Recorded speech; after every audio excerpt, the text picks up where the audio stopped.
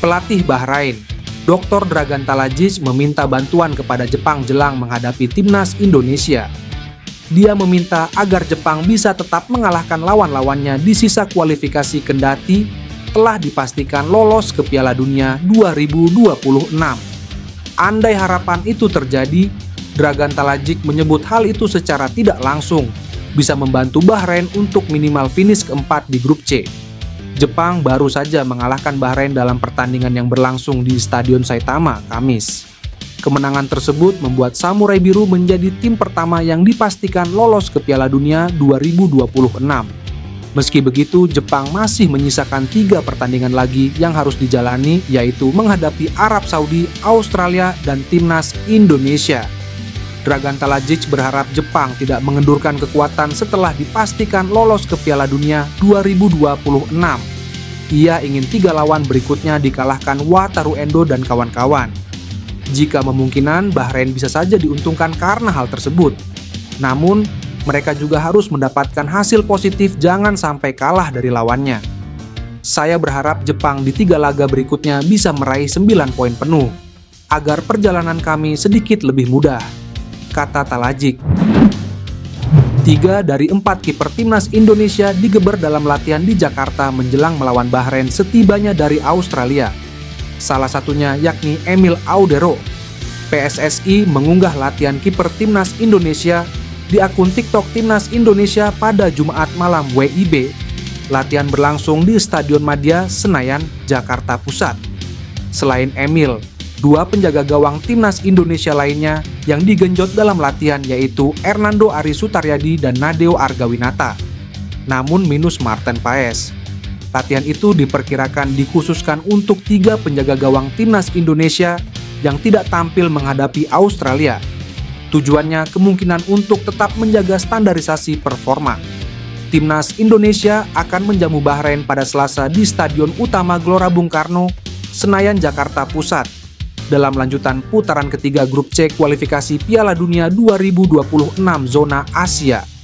Ada peluang pergantian pemain di bawah mistar gawang timnas Indonesia mengingat kebobolan 5 gol dari Australia untuk melawan Bahrain. Emil memiliki kans yang besar untuk menjadi starter menggantikan Paes. Sejak debutnya dengan timnas Indonesia pada September 2014, Paes telah kebobolan 14 gol dari 7 penampilan. Penjaga gawang FC Dallas di Amerika Serikat itu hanya mengoleksi 2 clean sheet.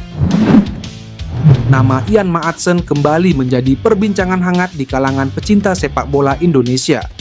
Bek kiri berbakat ini sempat digadang-gadang menjadi andalan timnas Belanda. Namun hingga kini tak kunjung mendapat panggilan dari skuad senior Oranje.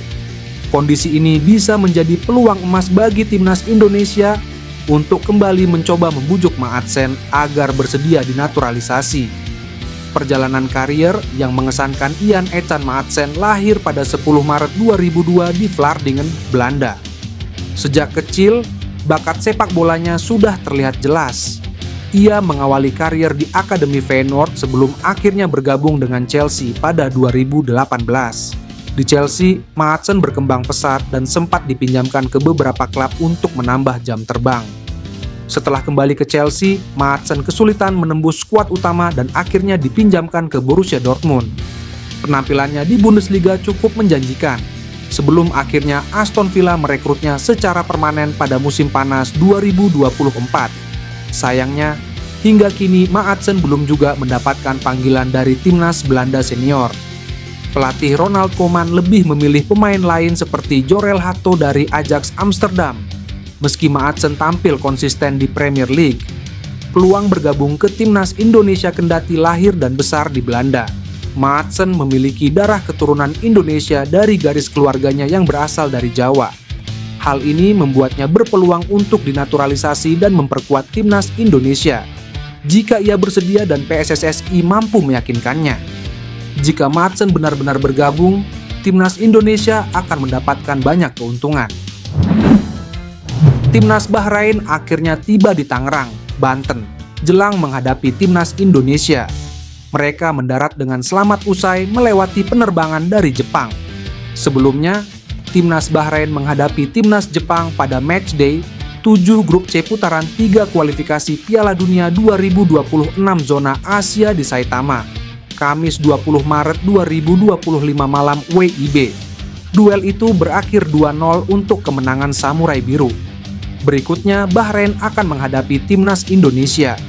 Duel itu akan berlangsung di SUGBK Jakarta Selasa 25 Maret 2025 malam WIB. Bahrain langsung terbang dari Tokyo menuju Bandara Internasional Soekarno-Hatta di Tangerang, Banten. Mereka terlihat sudah mendarat di Terminal 3 CGK pada Jumat sore WIB. Saat ini Bahrain menempati posisi 5 klasemen grup C putaran 3 kualifikasi Piala Dunia 2026 zona Asia. Mereka meraup 6 poin dari 7 pertandingan dengan selisih gol -7. Sedangkan Timnas Indonesia duduk di urutan 4 dengan raihan 6 poin dari 7 laga. Anak asuh Patrick Kluivert juga mengoleksi selisih -7 tapi unggul dalam hal produktivitas gol. Tak pelak, laga nanti akan krusial untuk menghidupkan peluang menuju babak 4 kualifikasi Piala Dunia 2026 zona Asia. Target tersebut cukup realistis lantaran hanya butuh finish posisi 3 atau 4 di klasemen. Pemain Timnas Indonesia Justin Hubner mengaku tak sabar untuk kembali membela tim Garuda saat menghadapi Bahrain pada Selasa mendatang. Hubner sangat bersemangat menantikan laga melawan Bahrain setelah dirinya absen karena skorsing akumulasi kartu pada laga melawan Australia di Stadion Sepak Bola Sydney Kamis yang diakhiri dengan kekalahan 1-5. Tidak sabar menunggu pertandingan berikutnya, kata Justin, dikutip dari story akun resmi Instagram miliknya. Pemain berusia 21 tahun itu berpeluang kembali menjadi starter saat Indonesia melawan Bahrain menyusul 2 bek tengah Indonesia, Mace Hilgers dan Sandy Walsh, mengakhiri laga melawan Australia dengan keadaan cedera. Jika kembali menjadi starter melawan Bahrain dan Indonesia masih memakai formasi 3 bek tengah, maka Justin akan berpeluang bermain dengan Jay Aizes dan Rizky Ridho. Formasi Ridho Ijaz Justin di bek tengah ini terakhir kali bermain bersama saat tim Garuda mengalahkan Arab Saudi di SUGBK pada November tahun lalu. Kekalahan dari Australia membuat Indonesia turun ke posisi keempat dengan koleksi 6 poin dari 7 pertandingan. Keluarga pemain keturunan Belanja, Maluku, Tristan Guyger dikaitkan dengan kelompok Republik Maluku Selatan atau RMS. Hanya saja spekulasi itu buru-buru diklarifikasi oleh Tristan Guyger. Pemain muda berbakat yang kini memperkuat Ajax Amsterdam U21 ini tengah menjadi sorotan, terutama terkait asal-usul keturunannya dan peluangnya dinaturalisasi oleh PSSI. Laporan terbaru menyebutkan bahwa PSSI telah menjalin komunikasi dengan Tristan. Namun, kepastian mengenai kapan atau apakah ia akan membela timnas Indonesia masih belum jelas. Meski begitu, silsilah keluarganya menunjukkan adanya hubungan dengan tanah air yang semakin memperkuat wacana naturalisasi. Ketika isu naturalisasi mencuat, muncul pula pertanyaan seputar latar belakang keluarga Tristan. Tristan Guyger secara tegas membantah adanya keterkaitan keluarganya dengan gerakan separatis Republik Maluku Selatan atau RMS.